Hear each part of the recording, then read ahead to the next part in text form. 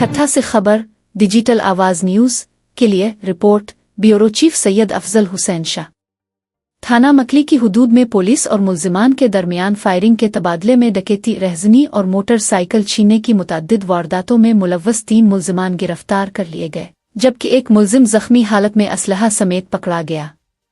Police के मुताबिक ये मुकाबला सीमेंट फैक्ट्री के करीब villis Qasim Jokhio link road पर हुआ, जिसमें गिरफ्तार मुल्जिमान की शनाख्त शाहनवाज सोलंगी, फरहान होलानी मल्ला और जख्मी मुल्जिम मुख्तियार वलद मोहम्मद अली बरोही, रिहायशी असल टुंडवालायार हाल कच्ची आबादी मकली के तौर पर हुई। इब्तिदाई तफ्तीश में इंकिशाफ हुआ है कि जख्मी मुल्जिम अपने साथियों समेत जिला ठट्ठा, टुंडवालायार और दीगर इलाकों में डकैती, रहजनी और मोटरसाइकिल छीनने जैसी मुतअद्दिद वारदातों में मुलव्वस रहा है।